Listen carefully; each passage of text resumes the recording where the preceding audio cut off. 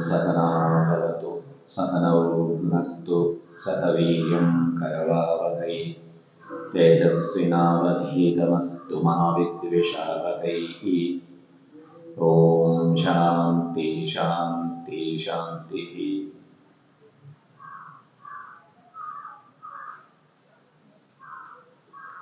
ॐ गणानां त्वा गणपतिगं हवामहे कविं कवीनामुपमश्रवस्तमं ज्येष्ठराजं ब्रह्मणां ब्रह्मणस्पत आनश्रीमन्नोतिभिः सेदसादनं महागणपतये नमः।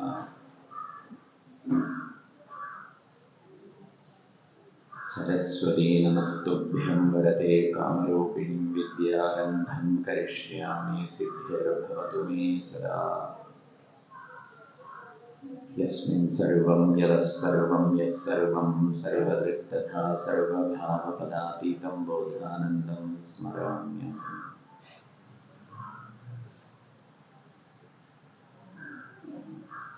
सच्चिदानन्दरूपाय विश्वोत्पत्त्यादिहेतवे तापत्रयविनाशाय श्रीकृष्णाय वयं नमः।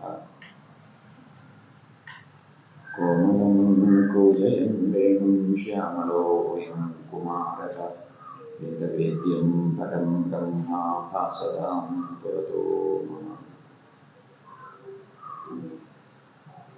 यं ब्रह्मा वरुणेन्द्ररुद्रमरुतः स्तन्वन्ति दिव्यैस्तवैः वेदैः साङ्गपदक्रमोपनिषदैः गायन्ति यं सामगाः।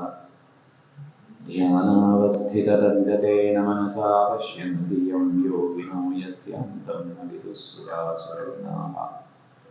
देवाय तस्मै नमः यस्यान्तं न विदुःसुरासुरगणाः। देवाय तस्मै नमः।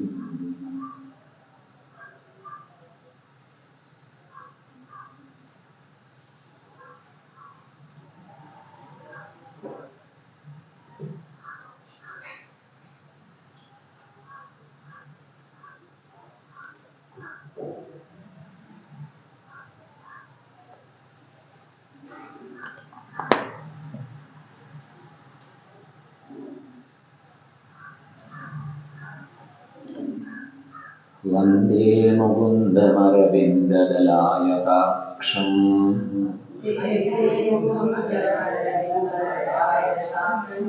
कुन्देन्दुशङ्खदशनं शिशुगोपवेशम्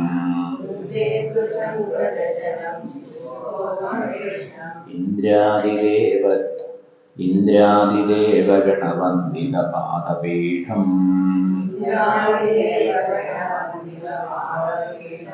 वृन्दावनालयमहं वसुदेवसूनुम्।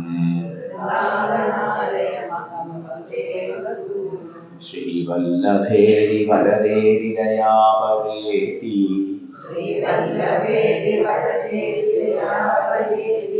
भक्तप्रियेति भवलुण्ठनकोविदेति नाथेति नादशयनेति जगन्निवासेति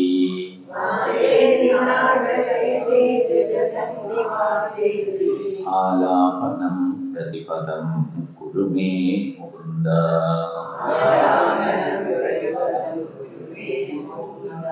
जयतु जयतु देवो देवकीनन्दनोऽयम्।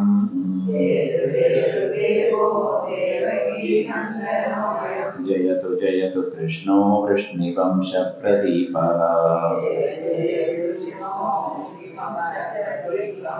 जयतु जयतु मेघश्यामलः कोमलाङ्गः।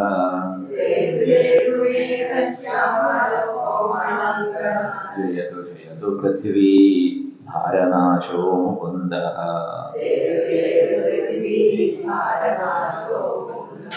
वृन्दमूर्ध्ना प्रणिपत्य याचे भगद्भवन्तमेकान्तमियन्तमर्थम्। अविस्मृतित्वच्चरणारविन्दे भवे भवे भवे मेस्तु भवत्प्रसादात् नाहं वन्दे तव चरणयोर्द्वन्द्वमद्वन्द्वहेतो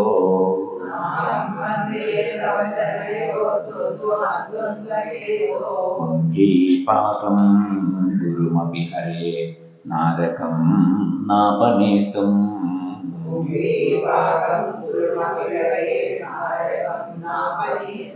रम्या रामा मृदुतनुलतानन्दनेनाभिरन्तुम्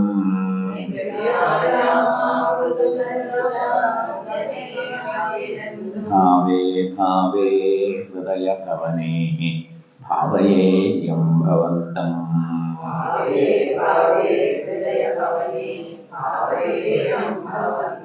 नास्ताधर्मेण वसुनिचयेनैव कामोपभोगे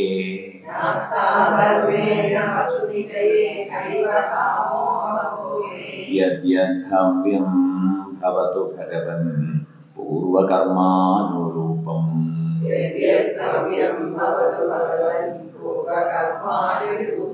एतत् प्रार्थ्यं मम बहुमतं जन्म जन्मान्तरेऽपि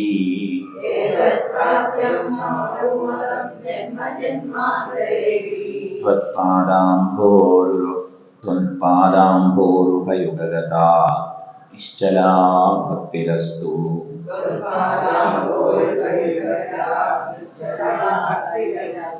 दिवि वा भुवि वा ममास्तु वासः नरके वा नरकान्तकप्रकामम् अवधीरिता शारदारविन्दौ शरणौ ते मरणेऽपि चिन्तयामि कृष्णत्वदीयपदपङ्कजपञ्जरान्तम्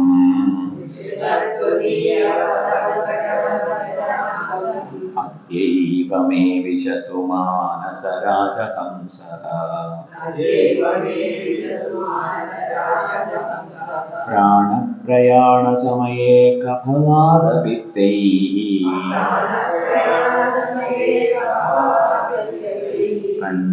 कण्ठावरोधनविधौ स्मरणं कुतस्ते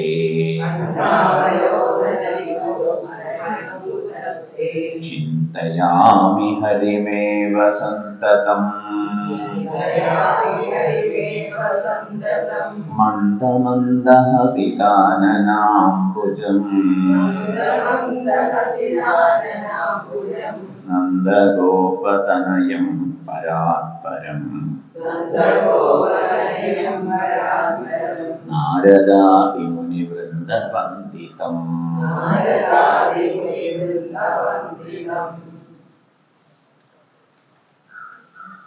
ഭക്ത ശിരോമണിയായ കുലശേഖര ആഴ്വാർ മുകുന്ദമാല ധരിച്ചിരിക്കുന്നു. ഒരു പ്രത്യേക ഫ്രീക്വൻസിയിൽ സജ്ജമാക്കി വെച്ചിട്ടുള്ള അനവധി വീണകളെ സങ്കല്പിക്കുക. അതിലൊന്നിൽ നമ്മൾ സ്പർശിച്ചാൽ എല്ലാ വീണകളും അനുസ്പന്ദനം ചെയ്യുന്ന അതൊരു സ്വാഭാവിക പ്രതിഭാസം. എന്താ പറയുക? റെസനേഷൻ. ഇതുപോലെ കുലശേഖര ആഴ്വാർ പറയുന്നതിന് ഒരു ക്രമമൊന്നും നമുക്ക് കൽപ്പിക്കാൻ പറ്റിയെന്ന് വരില്ല.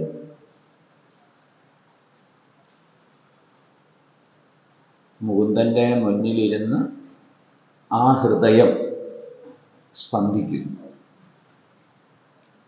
അപ്പോഴാണ് പല പ്രകാരത്തിൽ സ്തുതി പ്രകടമാവുന്നത്, പ്രകാശിതമാവുന്നത്. അതേ ഒരു ഫ്രീക്വൻസിയിൽ നമ്മളെ ചേർത്ത് വയ്ക്കാൻ ഇത് ആവർത്തിക്കുന്നത് കൊണ്ട് സാധിക്കും. അങ്ങനെ മുകുന്ദ ഭക്തിയിൽ ശ്രദ്ധ കേന്ദ്രീകരിക്കുമ്പോൾ കുലശേഖര ആഴ്വാറുടെ ആ ഒരു മാനസിക സ്വാസ്ഥ്യവും സന്തോഷവും ഒക്കെ നമുക്കും കൈവരും. പിന്നെ ഇത് നമ്മുടെ സ്വന്തമാകും.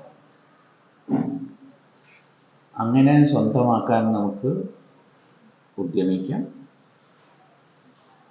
ഭഗവത് ചിന്തനോത്സാഹത്തിന്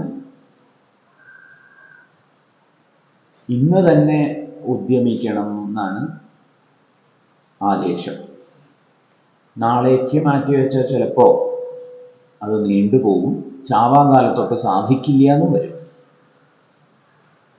അതുകൊണ്ടാണ് പ്രാർത്ഥിച്ചത്, കൃഷ്ണ ത്വദീയ പദ പങ്കജ പഞ്ചരാന്തം. പഞ്ചരാന്തേ രണ്ട് പ്രയോഗങ്ങളാവാം. അദ്യൈവമേ വിശത്തു മാനസ രാജഹംസം. ഇന്ന് തന്നെ അവിടുത്തെ പഞ്ചരാന്തത്തിൽ ആ കൂട്ടിലേക്ക് ഇന്ന് തന്നെ മാനസ രാജഹംസം പ്രവേശിക്കട്ടെ. സ്വന്തം മനസ്സിനെ രാജഹംസമായിട്ട് കൽപ്പിച്ചിരിക്കും. അതിൻ്റെ ശേഷി വളരെയാണല്ലോ. പക്ഷെ അത് അവിടെ എവിടെയൊക്കെ കളിച്ചാൽ അപകടവും. അതുകൊണ്ട് ഇന്ന് തന്നെ അവിടുത്തെ ആ പാതാരവിന്ദങ്ങളെ പ്രാപിക്കട്ടെ. പിന്നീടാവാം, ഇനിയും കാലമുണ്ടല്ലോ എന്ന് മാറ്റിവെച്ചാൽ ചിലപ്പോൾ കയ്യിൽ നിന്ന് വിട്ടുപോകുന്നു വരും. അതുകൊണ്ട് എന്താ തീരുമാനം? ചിന്തയാമി ഹരിമേവ സന്തതം. എല്ലായ്പ്പോഴും ഹരിയെക്കുറിച്ച് തന്നെ ഞാൻ ചിന്തിക്കുന്നു. ചിന്തിക്കാനാണെങ്കിൽ വിഷയമുണ്ടേ ആ പുഞ്ചിരി ഒന്ന് മാത്രം പോരെ ചോദിക്കും. ആ പുഞ്ചിരി നിലാവിൽ ഇങ്ങനെ എല്ലാം മറന്നിരുന്ന ധാരാളമായി. അല്ലെങ്കിലോ ധാരാളം കഥകളുടെ ഗതിയെ അവലംബിക്കാം. ചില മനസ്സുകൾ നിശബ്ദമായിരിക്കുന്നതിൽ അസ്വസ്ഥമായിരിക്കും. അതെന്തെങ്കിലുമൊക്കെ ചിന്തകൾ പോപ്പപ്പ് ചെയ്ത് വരുന്നത്. അതിനാണ് കഥകൾ വിസ്തരിക്കപ്പെട്ടിട്ടുള്ളത്. കഥാസഞ്ചാരം നടത്തുമ്പോൾ അപകടമില്ല. രാവിലെ തന്നെ ഗോപികമാർ അണിയിച്ചൊരുക്കി കണ്ണനെ കാലിമേയ്ക്കാൻ അയക്കുന്നു. ഗോപവൃന്ദത്തോടൊപ്പം കാലികളെയും തെളിച്ച് കാട്ടിലേക്ക് പോകുന്നു. അവിടെ പലതരത്തിലുള്ള കളികൾ കളിക്കുന്നതിൽ അതൊക്കെ റിപ്പോർട്ട് ചെയ്യപ്പെട്ടിട്ടുണ്ട്. ഒരു ദിവസം അഘാസുരവധമാണെങ്കിൽ മറ്റൊരു ദിവസം ബകാസുരവധമാണ്. അപ്പം അതിലൊക്കെ ഇങ്ങനെ സഞ്ചരിക്കുന്ന സമയത്ത് കൃഷ്ണനിൽ തന്നെ ആ സൗകര്യം അത് ക്രമേണ ഏകാഗ്രമാക്കാൻ സഹായകമാവും. പിന്നെ ആരെക്കുറിച്ചാണ് ചിന്തിക്കുന്നതെന്നാണെങ്കിലും നാരദാദി മുനിവൃന്ദവന്ദിതം. ശ്രീ നാരദരെല്ലാവർക്കും ആത്മോത്കർഷത്തിന് ഉപായം ഉപദേശിക്കുന്ന ആളാണ്. ആ നാരദര് ആരെ വന്ദിക്കുന്നോ ആ വന്ദിക്കുന്ന ആളെ പിടിച്ചു കഴിഞ്ഞാൽ പിന്നെ നാരദരുടെ ആവശ്യം പോലും ഇല്ല എന്ന് പറയും. നാരദാദി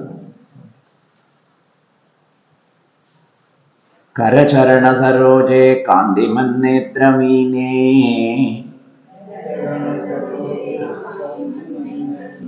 ശ്രമമുഷിമു ഭുജവീചീ വ്യാകുലേ ഗാധമാർഗേ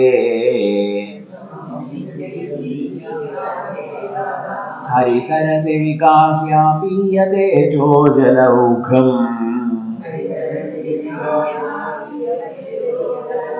ഭവമരുപരിഖിന്ന ഖേദമദ്യ ത്യജാമി.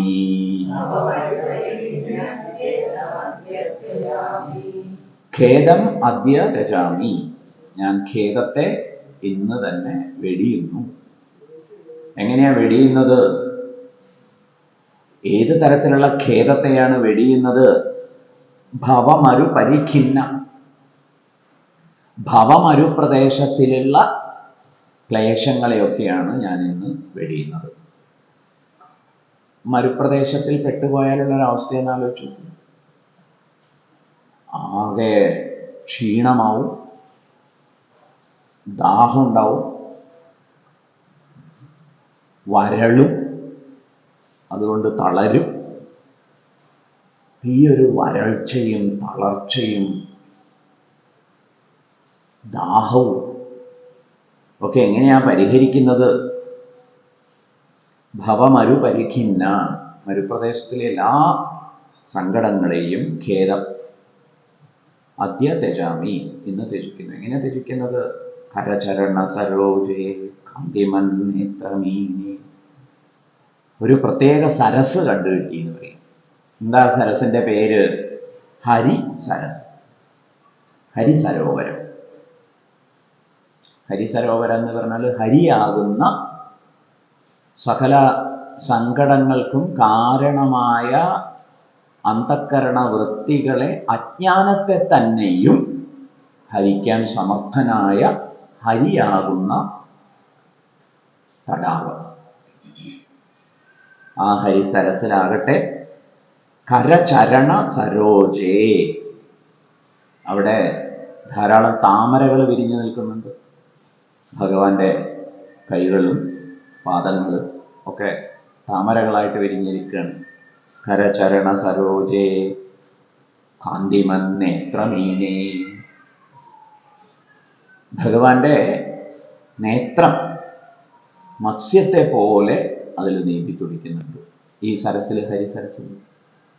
ശ്രമമുഷി ഭുജബീജി വ്യാകുലേ അഗാധമാർഗേ. അഗാധമാർഗത്തിൽ സഞ്ചരിച്ചു കൊണ്ടുള്ള എല്ലാ വ്യാകുലതകളും, അതിൻ്റെ എല്ലാ ബുദ്ധിമുട്ടുകളും ഇവിടെ പരിഹരിക്കപ്പെടുന്നു ഭഗവാന്റെ കൈകളാകുന്ന തിരമാലകളുടെ അനുഗ്രഹം കൊണ്ട്. എല്ലാ ബുദ്ധിമുട്ടുകളും ത്യജിക്കപ്പെടുന്നു. ശ്രമമുഷി വ്യാകുലേ അഗാധമാർഗേ.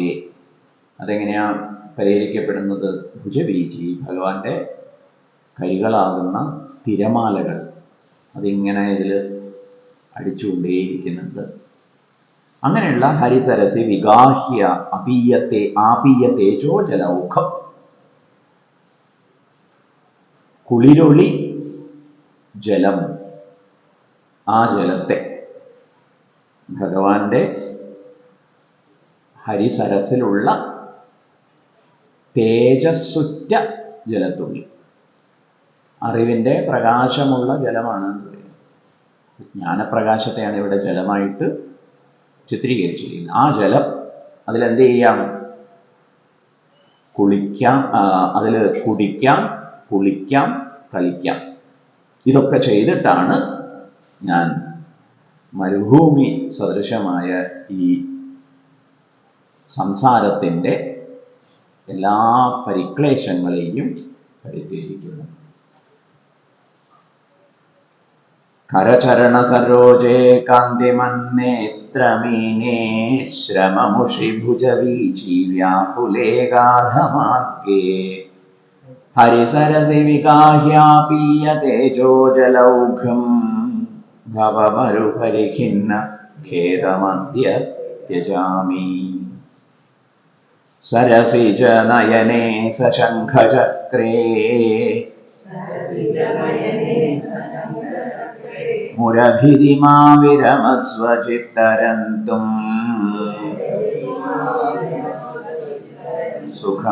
സുഖകരമപരം ന ജാതു ജാനേ.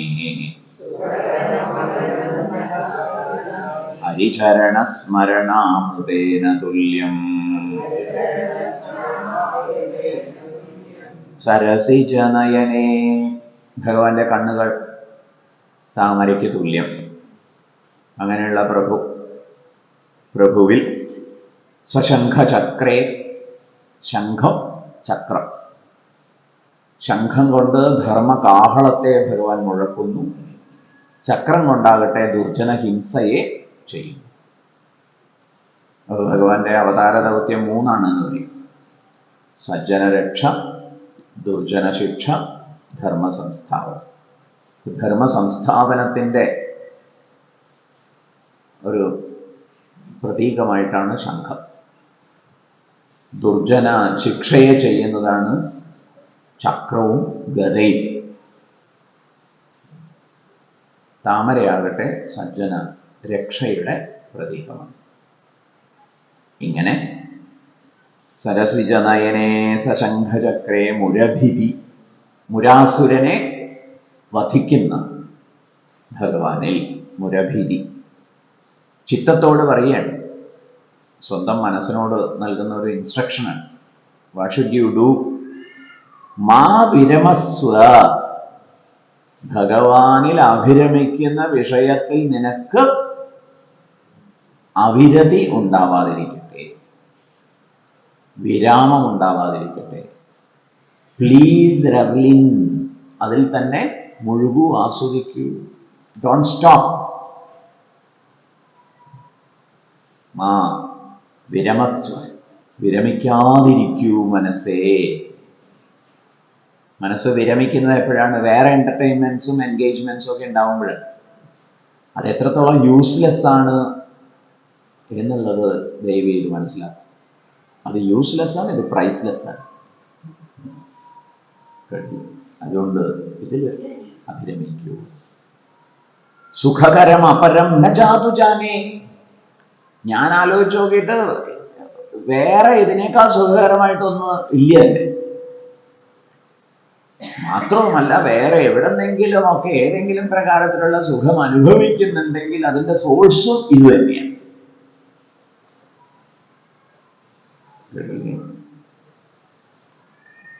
ഈ തീരദേശവാസികൾ അല്ലെങ്കിൽ വനവാസികൾ അങ്ങനെയൊക്കെ പ്രയോഗമുണ്ട്. സർക്കാരിൻ്റെ ഭാഷയിൽ പട്ടികജാതി, പട്ടികവർഗം അങ്ങനെയൊക്കെ. പക്ഷെ അവരെവിടെ വസിക്കുന്നു എന്നുള്ളത് പറയുമ്പോൾ തന്നെ അവരുടെ ഒരു സ്റ്റാൻഡേർഡ് ഓഫ് ലിവിങ് അത് മനസ്സിലാവും.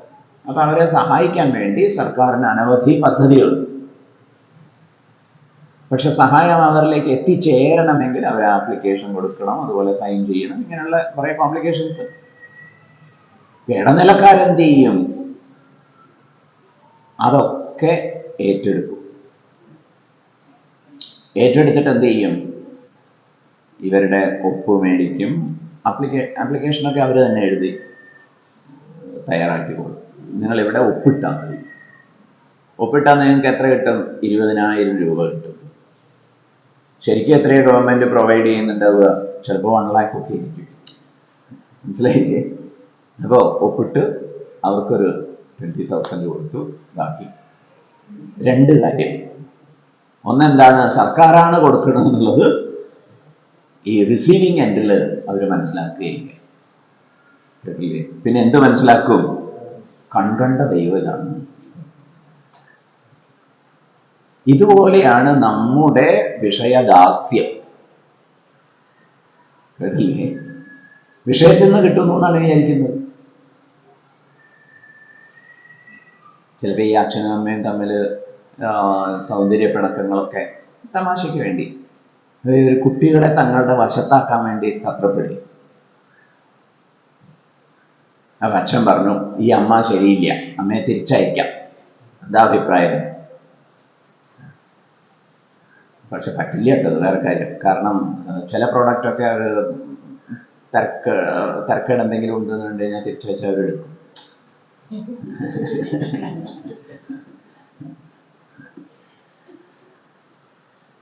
അമ്മയെ തിരിച്ചയക്കാം. അപ്പോൾ കുട്ടികൾ ഇന്നലെ റെഡി. എന്താ കാര്യം? അവർക്ക് പ്രോഗ്രസ് കാർഡിൽ ഒപ്പിട്ട് കിട്ടണം. തൽക്കാലം അച്ഛൻ്റെ കൂടെ നിൽക്കുന്നതാണ് ഭംഗി. ഒരു ബുദ്ധി പ്രയോഗിച്ചു. അപ്പം അമ്മ ആർഗ്യൂ ചെയ്യാണ്, നിങ്ങൾ അച്ഛൻ്റെ കൂടെ നിന്നിട്ട് എന്നെ പറഞ്ഞയച്ചാൽ നിങ്ങൾക്ക് ഭക്ഷണം എവിടെ നിന്ന് കിട്ടും? അപ്പൊ കുട്ടികൾ പറയുക, അതൊന്നും പേടിക്കേണ്ട കാര്യമില്ല, ഫ്രിഡ്ജ് തുറക്കും, എടുക്കും, കഴിക്കും. അത് തന്നെയല്ലേ എപ്പോഴും ചെയ്യണം.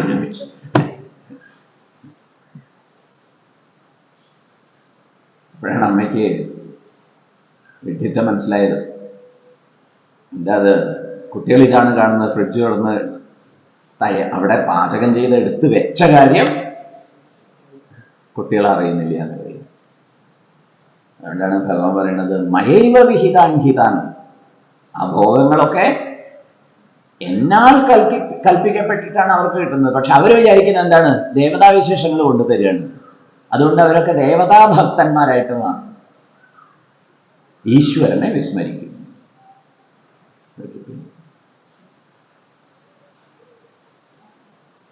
ഇതുപോലെ നിങ്ങൾ വേറെ എവിടെയെങ്കിലുമൊക്കെ സുഖത്തിന്റെ സ്രോതസ് കണ്ടെത്തിയെങ്കിൽ അത് വിഡ്ഢിത്തം.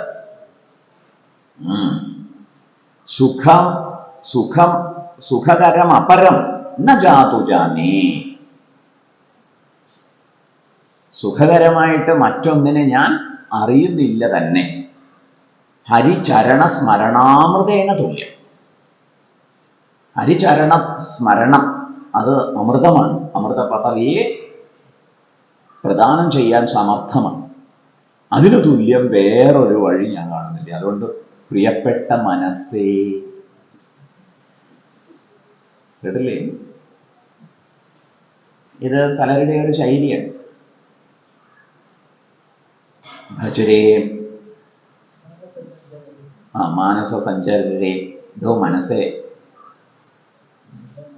ഭഗവാനിൽ ചരിക്കൂ. ബ്രൂഹി മുകുന്ദേതി രസനേടോ നാവേ, മുകുന്ദ ഇതി ബ്രൂഹി, മുകുന്ദ എന്ന് പറയൂ. മുകുന്ദ എന്ന് പറയാൻ സുഖമില്ല. ന കേശവ മാധവ ഗോവിന്ദേതി കൃഷ്ണാനന്ദ സദാനന്ദേതി ബ്രൂഹി മുകുന്ദേതി രസനേ ബ്രൂഹി മുകുന്ദേതി രസനേ ബ്രൂഹി മുകുന്ദേതി. നാവിനോടുള്ള റിക്വസ്റ്റ്. പല്ലും പ്രാർത്ഥിക്കുന്നുണ്ടെന്നാണ് നാവിനോട്. ഇത് പ്രാർത്ഥയതേ ദന്ത ഹേ ജിഹ്വേ ബഹു മാവത. ഇവിടെ നാവെ അതൊന്നും പറയരുത്. കാരണം എന്താണ്? താനങ്ങൾ പറഞ്ഞിട്ട് പോവും. സ്ഥാനഭ്രംശം എനിക്കാണ് സംഭവിക്കുക. നാവിനോട് പ്രാർത്ഥന, മനസ്സിനോട് പ്രാർത്ഥന. എന്താ? മുകുന്ദനെ ആശ്രയിക്കൂ. സരസിജനയനേ സശംഖചക്രേ മുരഭിരിമാ വിരമസ്വചിത്തരന്തും സുഖകരമപരം ന ജാതു ജാനേ ഹരിചരണസ്മരണാമൃതേന തുല്യം. ഭവജലധിഗതാനാം ദ്വന്ദ്വവാതാഹതാനാം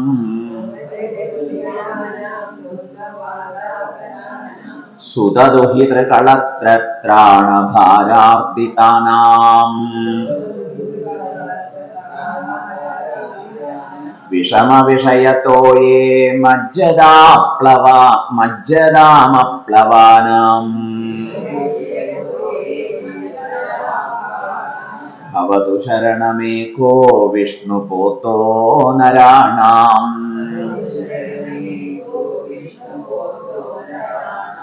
ഭവജലധി, ഭവസമുദ്രത്തിൽ, ഗതാനാം പെട്ടുപോയവർ. എങ്ങനെയാ അവര് പെട്ടുപോയത്? ജന്മജന്മാന്തര ഗതി കൊണ്ട്, കർമ്മവാസന സ്വാധീനത്താൽ. ഭഗവത്ഗീത 9-ാം അധ്യായത്തിൽ പറയും, ഇവിടെ ജന്മമെടുത്തു. എങ്ങനെയുള്ള ലോകത്തിലാണ് ജന്മമെടുത്തിരിക്കുന്നത്? അസുഖം, പിന്നെയോ അനിത്യം. ഇതാണ് ലോകത്തിന്റെ സ്വഭാവം.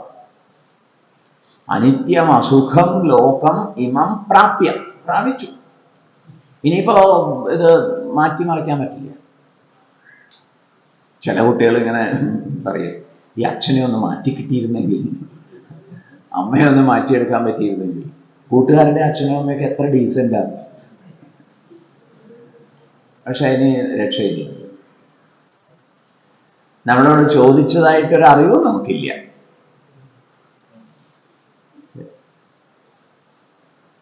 എവിടെയാണ് ജനിക്കാൻ താല്പര്യം, അച്ഛനാരാവേണ്ടത്, അമ്മയാരാവേണ്ടത് എന്നൊന്നും ആരെങ്കിലും അന്വേഷിച്ചായിട്ട് ഓർമ്മയുണ്ടോ? ഇല്ല. പിന്നെയോ നമ്മുടെ ഒരു റിയലൈസേഷൻ എന്താ? ഇവിടെ ഇതാ എത്തിപ്പെട്ടിരിക്കുന്നു. ചുറ്റും നോക്കിക്കഴിഞ്ഞാലോ അനിത്യം, അസുഖം. അതുകൊണ്ട് 9-ാം അധ്യായത്തിൽ എന്താ ഭഗവാൻ പറയുന്നത്? അനിത്യം അസുഖം ലോകം ഇമം പ്രാപ്യ ഭജസ്വമാം. ഇതുപോലെ ഭവജലധിഗതാനാം, ഭവജലത്തില് പെട്ടുപോയി. ദ്വന്ദ്വവാതാഹനാനാം, ദ്വന്ദ്വവാതാഹതാനാം. ദ്വന്ദ്വവാദങ്ങൾ ഇങ്ങനെ വീശിക്കൊണ്ടിരിക്കും. ഈ വാദം വീശുന്നതിൻ്റെ ആ ഒരു ബുദ്ധിമുട്ട് ഈ കൈലാസത്തിൽ പോകുന്ന സമയത്ത് പണ്ട് വളരെ ക്ലിഷ്ടമാർഗങ്ങളായി. അതിനിടയിൽ ബ്രഹ്മപുത്ര നദി കടക്കുക എന്നുള്ള ഒരു ഘട്ടമുണ്ടായിരുന്നു. ഇപ്പം അതൊക്കെ മാറിയിട്ട് ഒരു വിട്ടു തുടങ്ങിയില്ല എന്നല്ലോ, പക്ഷെ സൂപ്പർ വഴികളായിട്ട് ഒന്നും അറിയണ്ട. തീർച്ചയായിട്ടും ഉയരത്തിലേക്ക് പോകുമ്പോൾ ശാരീരികമായിട്ടുള്ള ബുദ്ധിമുട്ടുണ്ടാവും, അത് പരിഹരിക്കാൻ പറ്റില്ല. പക്ഷേ റോഡൊക്കെ എ ക്ലാസ് ആയിട്ടുണ്ട്, വാഹനമൊക്കെ ഗംഭീരമായിട്ടുണ്ട്. ഈ ബ്രഹ്മപുത്ര നദി കടക്കുന്ന സമയത്ത് എന്തൊരു കാറ്റാണെന്ന് അറിയാം. ആകെ തളർന്നു പോകും. നമ്മൾ ശരിക്കും കയറി ഇരുന്നാൽ മതി ബോട്ടിൽ, പക്ഷെ മറുകര എത്തുമ്പോൾ തളർന്നു പോകും. അതാണ് കാറ്റ്. ഇവിടെ വീശുന്ന കാറ്റിന്റെ പ്രകൃതം എന്താണ്? ദ്വന്ദ്വം. ദ്വന്ദ്വം എന്ന് പറഞ്ഞാൽ സർവ സംസാര ദുഃഖങ്ങൾക്കും കാരണമായിട്ടുള്ള ദ്വന്ദ്വഭാവം എന്നത് അഹം ഏഷാം മമ ഏതേ, ഞാൻ ഇവരുടേത്, ഇവരെൻ്റേത്. ഇതാണ് ശങ്കരാചാര്യർ ഐഡന്റിഫൈ ചെയ്തിട്ടുള്ള സംസാര ദുഃഖ ഹേതു. അതിനടിസ്ഥാനപരമായിട്ടുള്ള കാരണം എന്താണ്? അജ്ഞാനമാണ്. അപ്പൊ അഹം ബുദ്ധിയും മമ ബുദ്ധിയുമാണ് ദ്വന്ദ്വക്കാറ്റ്. അല്ലെങ്കിൽ പിന്നെ സകല വിഷയാനുഭവങ്ങളിൽ രാഗദ്വേഷ ചിന്തകളൊക്കെ വരാൻ കാരണം എന്താണ്? അഹം ബുദ്ധിയെ, മമ ബുദ്ധി കാരണം. ദ്വന്ദ്വവാദത്താൽ ഹതാനാം, കൊല്ലപ്പെട്ടവരായിട്ടാണ് നമ്മളിപ്പോൾ ഇവിടെ കഴിയുന്നതെന്ന് പറയും. കൊല്ലപ്പെടുക എന്ന് പറഞ്ഞാൽ ജീവച്ഛവായി. ഇതിന്റെ ഈ തത്രപ്പാടിൽ പെട്ട് ആകെ തകർന്നു പോയിരിക്കുന്നു. സുതദുഹിതൃ കളത്ര ത്രാണഭാരാർത്തിതാനം. പുത്രൻ, അതുപോലെ ഭാര്യ, മറ്റ് ബന്ധുക്കൾ, ഇവരെയൊക്കെ രക്ഷിക്കുക എന്നുള്ള ഭാരം കൊണ്ട് ആകെ തകർന്നിരിക്കുന്നു. ഇത് ഭർത്താവിന്റെ കാര്യത്തിലും പറയാട്ടോ, തിരിച്ചും മറിച്ചു. സുതദുഹിതൃ കളത്രത്രാണ ഭാരാർത്തിതാനാം വിഷമ വിഷയത്തോയേ. വിഷയത്തോയം, വിഷയമാണ് വെള്ളം. ഇതൊക്കെ ഭാവന കൊണ്ടാണ് കേട്ടോ ആസ്വദിക്കേണ്ടത്. സംസാര സാഗരത്തിൽ പെട്ടിരിക്കുന്നു എന്നത് ഭാവിച്ചു കഴിഞ്ഞാൽ പിന്നെ അവിടെ ഫിക്സ് ചെയ്യണമല്ലോ. വെള്ളത്തെ ഫിക്സ് ചെയ്യണം, അതുപോലെ തിരമാലകളെ ഫിക്സ് ചെയ്യണം. അതൊക്കെയാണ് ഇവിടെ വർണ്ണിക്കുന്നത്. വിഷമ വിഷയത്തോയെ മജ്ജതാം, മുങ്ങി താണുകൊണ്ടിരിക്കുന്നു. അപ്ലവാന, തോണിയൊട്ടില്യതാണ്. പ്ലവം ഇല്ലാത്തവരാണ്, അപ്ലവന്മാരാണ്. തോണി അങ്ങനെയുള്ളവർക്ക് ഭവതു, ഭവിക്കട്ടെ. ശരണം, ശരണം ഭവിക്കട്ടെ. ഏത്? ഏകഃ വിഷ്ണു പോതഃ നരാണം. ഇങ്ങനെ ഭവജലധിയിൽ കഷ്ടപ്പെടുന്നവർക്ക് ഒരു തോണിയായി ഭവിക്കട്ടെ എന്ന് ആശംസിക്കുകയാണ്. ഏതാണ് ആ തോണി? വിഷ്ണു. പോതം എന്ന് പറഞ്ഞ തോണി. വിഷ്ണു പോതഃ നരാണാം ഭവതു. നരന്മാർക്ക് ഈ വിഷ്ണു തോണിയായിട്ട് ഭവിക്കട്ടെ. ദൈവദശകത്തിലാണെങ്കിൽ അവിടുത്തെ പദമാണ് അല്ലെങ്കിൽ പാദമാണ് തോണി എന്ന് പറയുന്നത് ഈശ്വരന്റെ. അങ്ങാണെങ്കിലോ കപ്പിത്താനായിട്ട് അദൃശ്യനായിട്ട് വർദ്ധിക്കുകയാണ്. ദൈവമേ കാത്തുകൊള്ളുകങ്ങ് കൈവിടാതിങ്ങു ഞങ്ങളെ നാവികൻ നീ ഭവാബ്ധിക്കൊരു ആവിവൻ തോണി നിൻപദം. ഇവിടെ വിഷ്ണുബോധമായിട്ട് ബോധിപ്പിക്കുക. ഭവജലധിഗതാനാം ദ്വന്ദ്വവാതാഹതാനാം സുതദുഹിതൃകളത്രത്രാണഭാരാബ്ദിതാനാം വിഷമവിഷയതോ യേ മജ്ജതാമപ്ലവാനാം ഭവതു ശരണമേകോ വിഷ്ണുബോധോ നരാണാം. ഭവജലധിമഗാധം ദുസ്തരം നിസ്തരേയം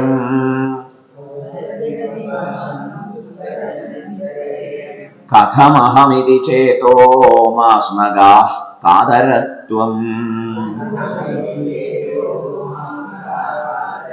സരസിജ ദൃശിദേവേ താവകീ ഭക്തിരേക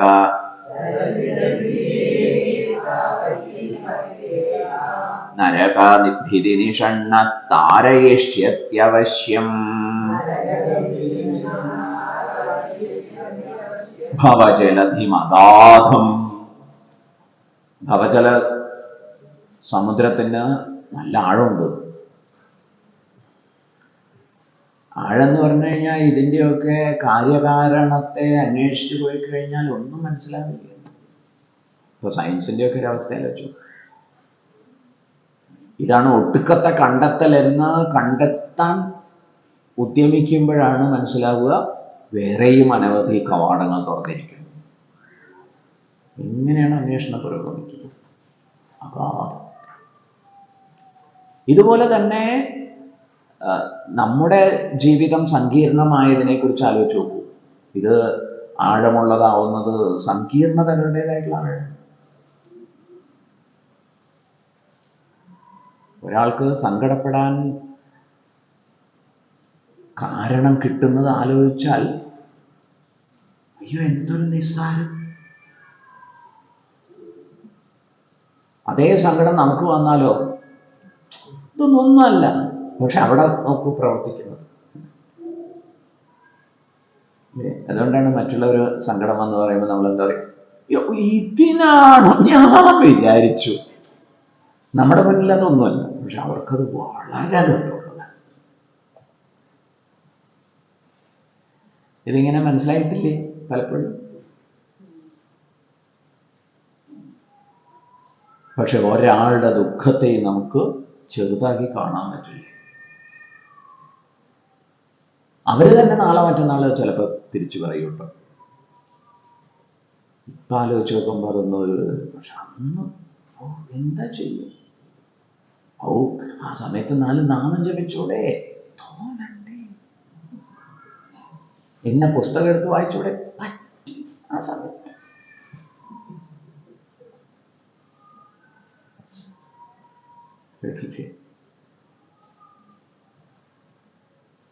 ഇതെത്ര സങ്കീർണമാണ്. അയ്യോ,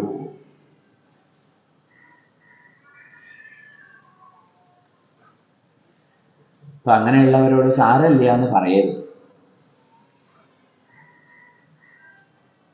നമ്മൾ എന്ത് ക്രൂരതയാണ് കാണിക്കുക എന്നറിയാമോ? എന്തൊരു ഹിംസയാണ് കാണിക്കുക എന്നറിയാമോ? ഏറ്റവും ക്രൂരത നമ്മൾ കാണിക്കുക കുട്ടികളുണ്ട്.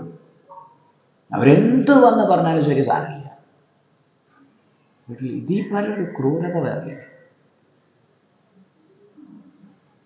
മറ്റൊരാൾ നമ്മുടെ ദുഃഖത്തെ സാരമില്ല എന്ന് പറയുമ്പോഴേ അതിൻ്റെ ആ ഒരു ക്രൂരത നമുക്ക് മനസ്സിലാവുള്ളൂ. ആലോചിച്ച് നോക്കൂ. ഉടനെ നമ്മൾ മനസ്സിൽ പറയെന്താ, നിനക്ക് സാരമില്ല വെച്ചിട്ട് എനിക്ക് സാരമുള്ളത് തന്നെയാണ്.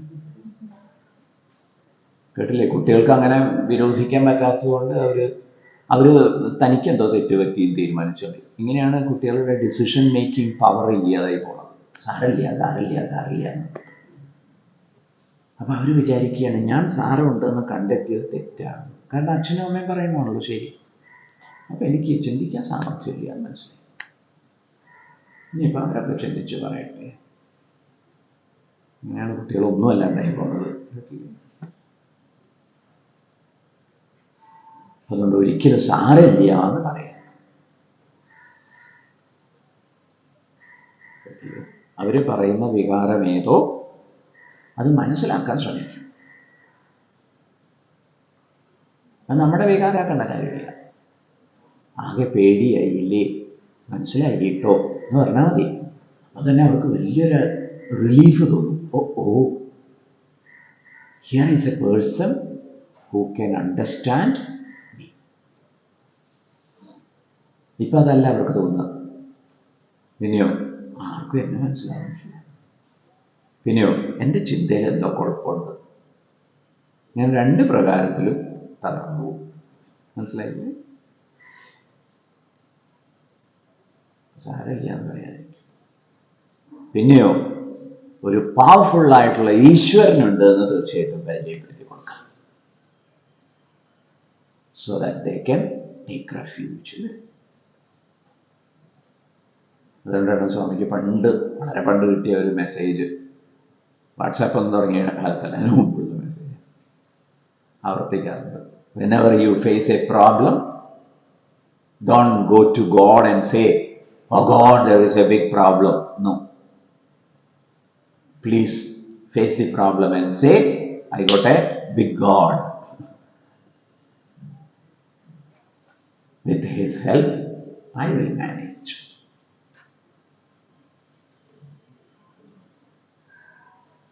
ഭവജലതിമഗാധം ദുസ്തരം നിസ്തരേയം. ഈ അഗാധ സമുദ്രത്തിൽ പെട്ടിരിക്കവേ ഇത് ദുസ്തരമാണ്, തരണം ചെയ്യാൻ പ്രയാസമാണ്. നിസ്തരേയം കഥം അഹമിതി, ഇതിനെ എങ്ങനെ ഞാൻ നിശേഷം തരണം ചെയ്യും. ചേതോ, ഈ പ്രകാരം, ഹേ ചേതസേ, മനസ്സേ, മാസ്മ ഗാഹ കാതരത്വം, നിനക്ക് തകർച്ചയും തളർച്ചയും ഒന്നും തോന്നേണ്ട കാര്യം ഇല്ല. ഞാൻ എങ്ങനെ ഈ സംസാര സാഗരത്തെ തരണം ചെയ്യും എന്ന് ഹേ ചേതസേ ചിന്തിച്ച് വരയാതിരിക്കുക. സരസിജ ദൃശി ദേവേ താവകീ ഭക്തിരേഖ. സരസിജ ദൃശി, താമരക്കണ്ണനിൽ, ദേവേ, താമരക്കണ്ണനാകുന്ന ദേവനിൽ, ഭഗവാൻ കൃഷ്ണനിൽ, താവകീ ഭക്തിരേഖ, അങ്ങയുടെ ഭക്തി ഒന്നു മാത്രം മതി. നരകഭിതി, നരകാസുരവധം നിർവഹിച്ച നരകത്തെ ഇല്ലാതാക്കാൻ സമർത്ഥനായ ഭഗവാന്റെ ഭക്തനായാൽ മതി. നരകഭിതി നിഷണ്ണ താരയിഷ്യതി അവശ്യം, നിശ്ചയമായിട്ടും ഈ സംസാര സാഗരത്തെ തരണം ചെയ്യാൻ സാധിക്കും. കേട്ടില്ലേ? അപ്പൊ എങ്ങനെ സംസാര സാഗരം തരണം ചെയ്യും ഭഗവാനെ എന്ന് വ്യാകുലപ്പെടുന്ന കാര്യമില്ല. ഭക്തി വളർത്തിയാൽ മതി. നമ്മുടെ ഒരു ലോജിക്കൽ തിങ്കിങ് അനുസരിച്ച് എത്രത്തോളം പ്രോബ്ലം ബിഗ് ആണോ അത്രത്തോളം പരിഹാരം വേണമെന്ന് ചിന്തിച്ചിരിക്കുക. അതിൻ്റെ ആവശ്യമില്ല. കേട്ടില്ലേ? ഭക്തി കൊണ്ടൊക്കെ നടക്കുമോ എന്ന് ചിന്തിക്കരുത്.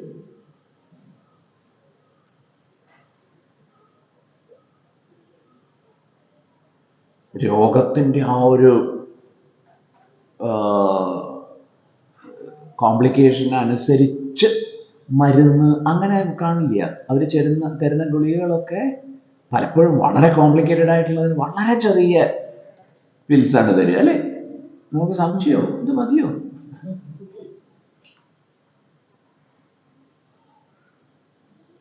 അപ്പൊ ഈ ഒരു റോങ് തിങ്കിങ് നമ്മൾ ഓവർകം ചെയ്യണം. വലിയ പ്രശ്നത്തിന് നിസ്സാര പരിഹാരം, നോ, ഇറ്റ്സ് ഇനഫ്.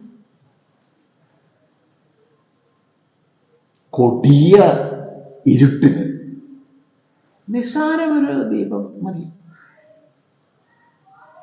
ഓക്കെ. ഭഗവത് ഭക്തി നമുക്ക് വേറെ ചില ശ്ലോകങ്ങൾ കൂടി നോക്കാം. ജിഹ്വേ കീർത്തയ കേശവം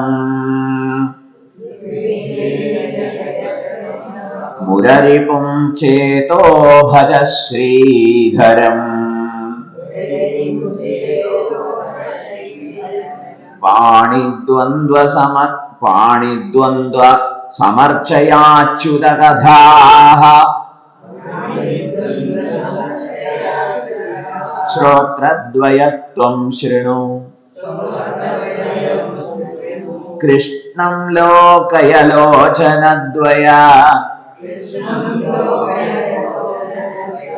ഹരേർഗച്ഛാംഘ്രിയുഗ്മാലയം ഘ്രാണമുകുന്ദ പാദതുളസീം മൂർധന്നമാധോക്ഷജം.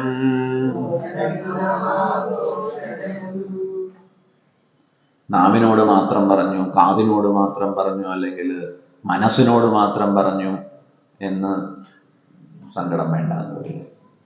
എന്തൊക്കെ ഉണ്ട് എന്ന് ചോദിക്കുക. ഒക്കെ കൃഷ്ണനെ കൊണ്ട് സമർപ്പിച്ചു. എല്ലാം കൃഷ്ണൻ. ജിഹ്വേ നാവേ കീർത്തയ കേശവം, ആ കേശവനെ കീർത്തിക്കൂ. കേശികാസുരനെ ഹനിച്ച ജ്ഞാനസ്വരൂപി എന്ന് അർത്ഥമുണ്ട് കേശവ ശബ്ദത്തിന്. ജ്ഞാനസ്വരൂപിയായ ഭഗവാനെ കീർത്തിക്കൂ. ജിഹ്വേ കീർത്തയ കേശവം ചേതഃ ഭജ, മനസ്സേ ഭജിക്കൂ. ആരെ ഭജിക്കണം? മുരരിപും, മുരരിപുവിനെ, മുരാസുരനെ വധിച്ച മുരാസുരനെ കുറിച്ചൊക്കെയുള്ള ഗംഭീര വർണ്ണനയൊക്കെ ഉണ്ട്. പക്ഷേ ലളിതമായിട്ടും ഓർമ്മിക്കാൻ വേണ്ടി ആചാര്യന്മാർ പറഞ്ഞുതരും, നമ്മുടെ ജീവിതത്തിൽ ഇങ്ങനെ മുരണ്ടുകൊണ്ടിരിക്കുന്ന അസുരനില്ലേ, അത് തന്നെയാണ് മുരാസുരൻ എന്നിങ്ങനെ എല്ലാവരെയും പാഠം പഠിപ്പിക്കാൻ നടക്കുന്ന അസുരൻ. ഞാനൊരു പാഠം പഠിപ്പിച്ച് അടങ്ങും. എന്താ ആ വേലിയൊന്നും ഇങ്ങനെ കയറ്റി കെട്ടിയിട്ടുണ്ട്. അത് പാഠം പഠിപ്പിച്ചാണ്. എന്നിട്ട് കോടതിയിലൊക്കെ പോയി. അങ്ങനെ ഇരട്ടി കാശ്, ആ സ്ഥലത്തിന് അത്രയും കാശുണ്ടാവില്ല, ഇരട്ടി ചെലവഴിച്ച് കേസ് ജയിച്ചു. ഇതൊക്കെ അസംഭാവ്യമായിട്ട് തോന്നുന്നുണ്ടോ? നടക്കണ കാര്യം. അസുരനെ പിടികിട്ടിയില്ലേ? മുരാസുരൻ വരച്ച വരയിൽ നടത്തിയിട്ടേ അടങ്ങും. അങ്ങനെയുള്ള മുരരിപും ചേതോ ഭജ, മനസ്സെ ആ മുരാസുരനെ വധിക്കുന്ന ഭഗവാനെ ഭജിച്ചാലും. ശ്രീധരം, ശ്രീധരനെ, ആരാ ശ്രീധരൻ? ലക്ഷ്മീധരൻ. ശ്രീ, ഐശ്വര്യം, സമ്പദ് സമൃദ്ധി എല്ലാം അതൊക്കെ ധരിക്കുന്ന, അതൊക്കെ അതിൻ്റെ മുഴുവൻ കസ്റ്റോഡിയനാണ് ഭഗവാൻ. അത് പിന്നെ അവിടെ എവിടെയും പോയിട്ട് സമയം കളയേണ്ട വല്ല കാര്യമുണ്ടോ ചോദിക്കുക. ഹേ പാണിദ്വന്ദ, കൈകളെ രണ്ടെണ്ണം ഉണ്ടല്ലോ, ആ രണ്ട് കൈകൾ കൊണ്ടും ശ്രീധരനെ അർച്ചിക്കാം. സമർച്ചയ അച്യുത കഥാഹ, അച്യുതന്റെ കഥകൾ. അച്യുതൻ എന്ന് പറഞ്ഞാൽ ച്യുതിയില്ലാത്തവൻ, നാശമില്ലാത്തവൻ, വീഴ്ചയില്ലാത്തവൻ, ലോപമില്ലാത്തവൻ. പൂർണ്ണസ്യ പൂർണ്ണമാതായ പൂർണ്ണമേവ അവശേഷിച്ചത്, പൂർണ്ണം അവിടെ തന്നെ ഉണ്ട് എന്ന് പറയും. പൂർണ്ണത്തിന് കോട്ടം ലെവലേശം തട്ടിയിട്ടില്ല. സൃഷ്ടി ഉണ്ടായല്ലോ എന്ന് ചോദിക്കുക. വിത്തിന്റെ കാര്യത്തിൽ അങ്ങനെയല്ല. വിത്ത് വൃക്ഷമാകുന്നതോടുകൂടി വിത്ത് ഈസ് ഗോൺ, കേട്ടില്ലേ? പക്ഷേ എത്ര സൃഷ്ടിസ്ഥിതി സംഹാരം നടന്നാലും ഭഗവാൻ ലെവലേശം കോട്ടമില്ല, ച്യുതിയില്ല, കുറവില്ല. അതുകൊണ്ട് അച്യുതൻ, അച്യുതാന്ന് വിളിക്കുമ്പോൾ ഈ ഓർമ്മ വേണം.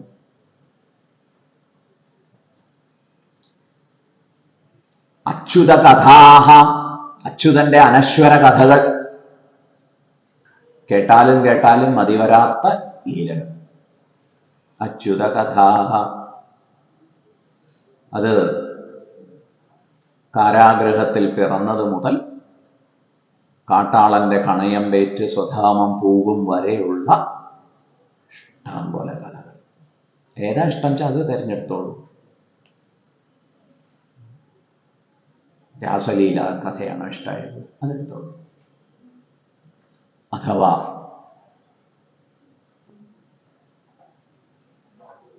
ശിശുപാലനെ വധിച്ച കഥയാണോ ഇഷ്ടമായത്, ആയിക്കോട്ടെ. പാർത്ഥസാരഥിക്ക് ഗീതോപദേശം ചെയ്ത കഥയാണോ ഇഷ്ടമായത്, ആയിക്കോട്ടെ. ഓ, പാർത്ഥന് ഗീതോപദേശം ചെയ്ത കഥയാണോ ഇഷ്ടമായത്, ആയിക്കോട്ടെ. സമർച്ചയ അച്യുത കഥാഹ ശ്രോത്രദ്വയ. രണ്ട് ചെവി ഉള്ളതുകൊണ്ട് നിറയെ കേൾക്കൂ. ത്വം ശൃണു, ഹേ ശ്രോത്രദ്വയ ത്വം ശൃണു, കേൾക്കൂ. കൃഷ്ണം ലോകയലോചനദ്വയ, ഹേ കണ്ണുകളെ. ലോചനദ്വയം, രണ്ട് കണ്ണ്. ആ കണ്ണുകൊണ്ട് എന്ത് ചെയ്യണം? കൃഷ്ണം ലോകയ, കൃഷ്ണനെ കണ്ടാലും. കാറൊളി വർണ്ണനെ, മനോഹരനെ നോക്കിയിരിക്കൂ. അതിൽ ഏതായാലും കേരളത്തിലെ വിഗ്രഹങ്ങളാണ്. പലപ്പോഴും ഈ നോർത്ത് ഇന്ത്യയിലൊക്കെ പോയി കഴിഞ്ഞാൽ എങ്ങനെയൊക്കെ ആസ്വാദ്യകരമായി ആവുന്നെന്ന് തോന്നും, ഇങ്ങനെ ഒരു ഉണ്ട കണ്ണും ഒക്കെ വെച്ചിട്ട്. പക്ഷെ അവർ വളരെ വാത്സല്യത്തോടെയൊക്കെ ചെയ്യുന്നുണ്ട്. അയോധ്യയിൽ പക്ഷെ അവർ കോംപ്രമൈസ് ചെയ്തില്ല കേട്ടോ, എന്ന് നമുക്ക് അഭിമാനിക്കാം. നോർത്ത് ഇന്ത്യക്കാർക്ക് അത് പിടിക്കുമെന്ന് അറിയില്ല, അവർക്ക് പരിചയം മറ്റേ രീതിയാണല്ലോ. ഏതായാലും അയോധ്യ ക്ഷേത്രത്തിൻ്റെ ഒരു ഇപ്പോഴത്തെ പുതുക്കിപ്പണിത ക്ഷേത്രത്തിൻ്റെ പ്രത്യേകത എന്ന് വെച്ചാൽ ഒരു 10-50 മീറ്ററൊക്കെ ഉണ്ടാവും അല്ലേ, 50-ലധികം ഉണ്ടാവും മീറ്റർ മുമ്പ് തന്നെ നോക്കി ഇങ്ങനെ കാണാം. അപ്പൊ ക്യൂവിൽ നിൽക്കുകയാണെങ്കിൽ നല്ല സുഖം, ആ കോമള രൂപം കണ്ടുകൊണ്ട് രസിച്ച് കണ്ണെടുക്കാൻ തോന്നില്ല. അത്രയും മനോഹരമായിട്ടാണ് ശില്പം നിർമ്മിച്ചിരിക്കുന്നത്. നോക്കിയിരിക്കുന്നത് സ്റ്റെപ്പ് കയറി കഴിഞ്ഞാൽ പിന്നെ അവിടെ പറയാം. എന്തായാലും പ്രാണപ്രതിഷ്ഠ കഴിഞ്ഞ ഉടനെ കാണാൻ ഞങ്ങൾക്ക് പറ്റിയിട്ടാ. മാത്രമല്ല ഞങ്ങൾ അകത്തേക്ക് കടന്നതും പിറകിലെ വാതിൽ അടച്ചു. പിന്നെയാണ് അതിൻ്റെ കാര്യങ്ങളൊക്കെ മനസ്സിലായത്. തിരക്ക് കൂടിയപ്പോൾ നിയന്ത്രിക്കാൻ വേണ്ടി പെട്ടെന്ന് ഇവർക്ക് എന്ത് ചെയ്യണം എന്നുള്ള ഒരു കാരണം അവർ വളരെ ഡീസൻ്റായിട്ട് പെരുമാറുന്ന എക്സ്പെക്ട് ചെയ്തു. പക്ഷേ വളരെ ആവേശത്തോടുകൂടിയാണ് എല്ലാവരും ഓടിക്കയറിയത്. അപ്പോഴേക്കും ആകെ തിരക്ക് നിയന്ത്രിക്കാൻ പറ്റിയില്ല. അപ്പൊ നമ്മൾ നോക്കുമ്പോൾ പിറകിലെ വാതിൽ അറിഞ്ഞിരിക്കണം, അതുകൊണ്ട് സുഖമായി ഇനിയും കുറേ നേരം.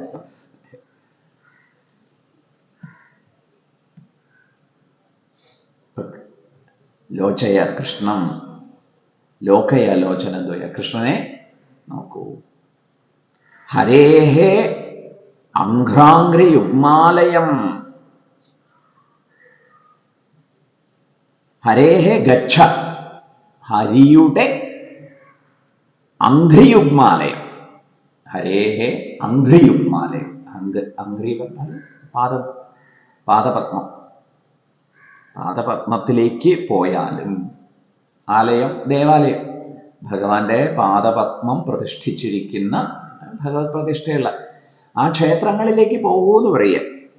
ഹരേ ഗച്ഛ അഘ്രി യുഗ്മാലയം,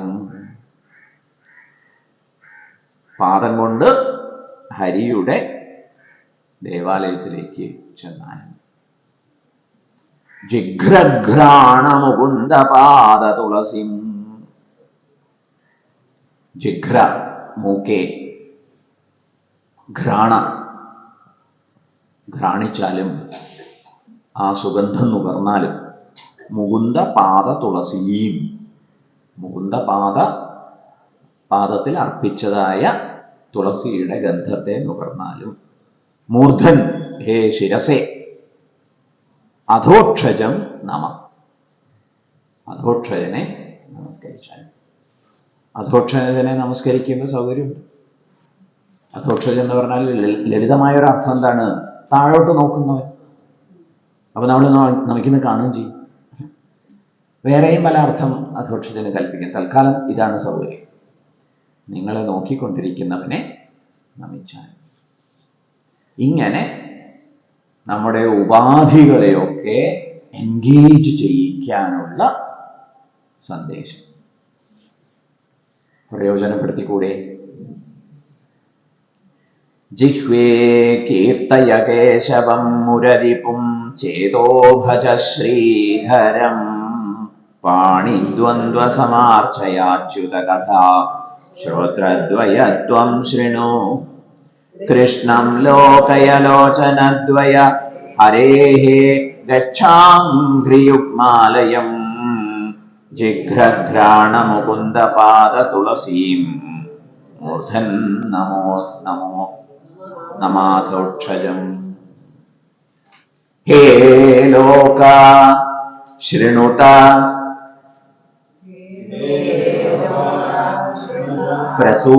പ്രസൂതിമരണവ്യാധേ ചികിത്സാമിമാം യോഗജ്ഞാ സമുദാഹരന്തി മുനയഃ യാം യാജ്ഞവൽക്യാദയഃ അന്തർജ്യോതിരമേയമേകമമൃതം കൃഷ്ണാഖ്യമാപീയതാം തത്പീതം പരമൗഷധം വിതനുതേ നിർവാണമാത്യന്തികം. ഹേ ലോക, മാന്യമഹാജനങ്ങളെ കേട്ടാലും. ഹേ ലോക ശൃണുത, കേട്ടാലും. ഹേ ലോകാഹ, സകല ലോകരും കേട്ടാലും ശൃണുത. പ്രസൂതി മരണവ്യാധേഹേ, പ്രസൂതി പ്രസവം, മരണം തന്നെ. ഇപ്പൊ ജനന മരണ വ്യാധേഹേ, വ്യാധിക്ക് ഇമാം ചികിത്സ എന്തെന്ന് പറയും. ഇപ്പൊ നമ്മുടെ മെയിനായിട്ടുള്ള പ്രോബ്ലത്തെ ഡയഗ്നോസ് ചെയ്ത് കഴിഞ്ഞാൽ ജനനം മരണം, അതിനിടയ്ക്കുള്ള പല പ്രശ്നങ്ങൾ, ഇതെല്ലാം ഇതിനൊക്കെയുള്ള ഔഷധം, സിദ്ധൌഷധം. അങ്ങനെ ഒരു മരുന്നുള്ളത് കേട്ടിട്ടുണ്ടോ എന്ന് ചോദിക്കും.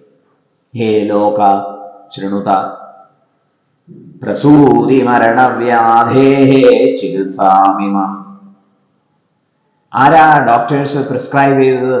ഭിഷഗ്വരന്മാര്, ശ്രദ്ധേയരായിട്ടുള്ള ഭിഷഗ്വരന്മാർ, ഫേമസ് ഡോക്ടേഴ്സ്. ആരാ അവര്? യോഗജ്ഞാനികളായിട്ടുള്ള, യോഗ വിദ്യയെ അറിയുന്ന യോഗജ്ഞ സമുദാഹരന്തി, അവരുദാഹരിക്കുന്നു. ഈ ഔഷധത്തെ സേവിച്ച് മുക്തിയെ പ്രാപിച്ചവരുടെ കഥയൊക്കെ അവർ പറയുന്നു. മുനയഃ യാം യാജ്ഞവൽക്യാദയ, യാജ്ഞവൽക്യൻ തുടങ്ങിയവരൊക്കെ. ഇവിടെ മുകുന്ദമാലയിൽ ഈ ശ്ലോകത്തിൽ അദ്വൈതത്തെ ധ്വനിപ്പിച്ചിട്ടുണ്ട്. യാജ്ഞവൽക്യനെ കോട്ട് ചെയ്തപ്പോൾ യാജ്ഞവൽക്യൻ എന്താ പറഞ്ഞത്? യാജ്ഞവൽക്യൻ പറഞ്ഞ അതേ മൈത്രേയി, നമ്മൾ വിചാരിക്കുന്ന പോലെ നല്ല കാര്യം. ആത്മനസ്തു കാമായ സർവം പ്രിയം. കേട്ടില്ലേ? ഓരോരുത്തരും ഏറ്റവും ഇഷ്ടപ്പെടുന്നത് അവരവർ തന്നെ. കേട്ടില്ലേ? എന്തിനേക്കാൾ പ്രിയം ഒരാൾക്ക് അവരവർ. അതുകൊണ്ട് ആ കാര്യം അന്വേഷിച്ചറിഞ്ഞോളണം. കേട്ടില്ലേ? അഹം ബ്രഹ്മാസ്മി എന്നാണ് അറിയേണ്ടത് എന്നിങ്ങനെയൊക്കെ യാജ്ഞവൽക്യനൊക്കെ പറഞ്ഞു. ഈശാവാസ്യോപനിഷത്ത് യാജ്ഞവൽക്യൻ തേന ത്യക്തേന ഭുഞ്ജീതാഹ മാഗൃതഃ കസ്യ സിദ്ധനം. അഹന്താ മമതയെ ത്യജിച്ച് ആത്മാനം പാലയേഥ, ആത്മാവിനെ രക്ഷിച്ചാലും സംസാര വാരിധിയിൽ ആമഗ്നമായ ആത്മാവിനെ ഉദ്ധരിച്ചാലും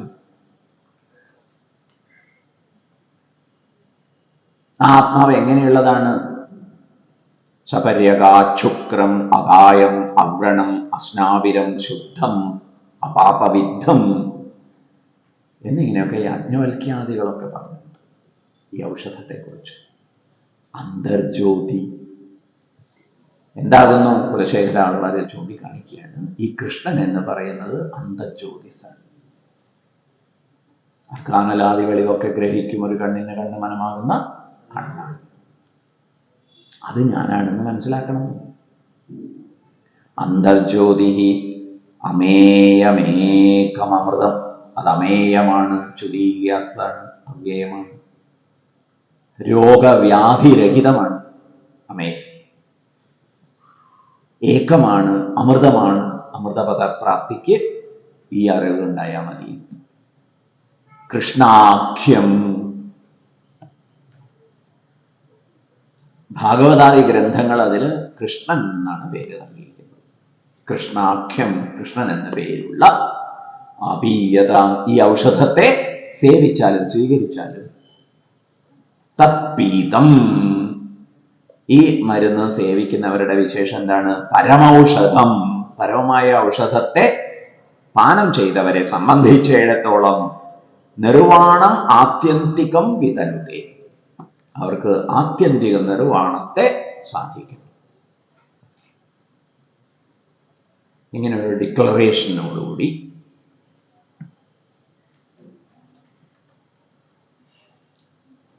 ഇന്നത്തെ സെഷൻ ഉപസംഹരിക്കട്ടെ.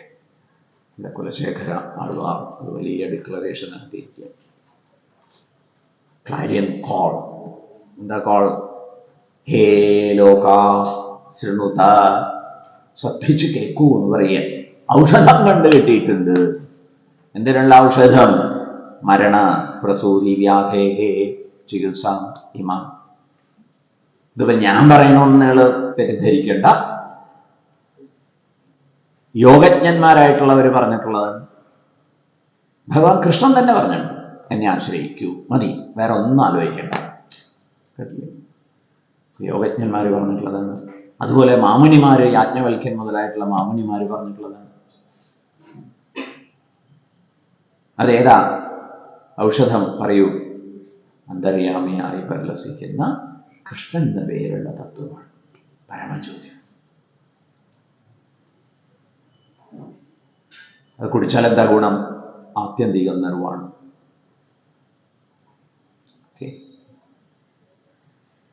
ഹേ ലോകാശ്രണുത പ്രസൂതി മരണവ്യാധേ ചികിത്സാമി മാം യോഗജ്ഞാ സമുദാഹരന്തി മുനയോ യാം യാജ്ഞവൽക്യാദയ. അന്തർജ്യോതിരമേയമേകമൃതം കൃഷ്ണാഖ്യമാപീയതാം തത്പീതം പരമൌഷധം വിതനുതേ നിർവാണമാത്യന്തികം.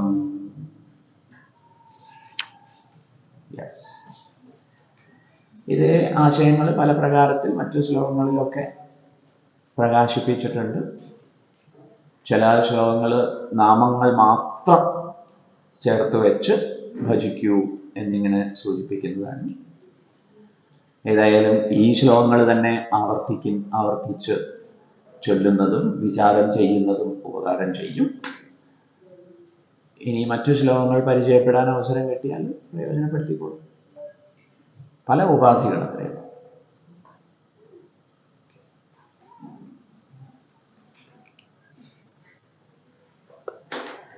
പ്രഭാത പ്രഭാഷണ പരമ്പര താൽക്കാലികമായിട്ട് ഇന്ന് അവസാനിക്കുന്നു എന്നുള്ളതുകൊണ്ട്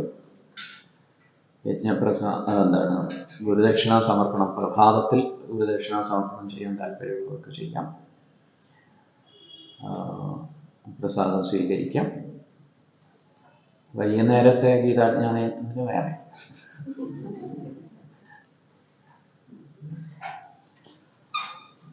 ഓം പൂർണ്ണമദ പൂർണ്ണമിദം പൂർണ്ണാത് പൂർണ്ണമുദച്യത്തെ പൂർണ്ണസ്യ പൂർണ്ണമാദായ പൂർണ്ണമേവാവശിഷ്യത്തെ. ഓം ശാന്തി ശാന്തി ശാന്തി. ഹരി ഓം ശ്രീ ഗുരുഭ്യോ നമഃ. ഹരി ഓം.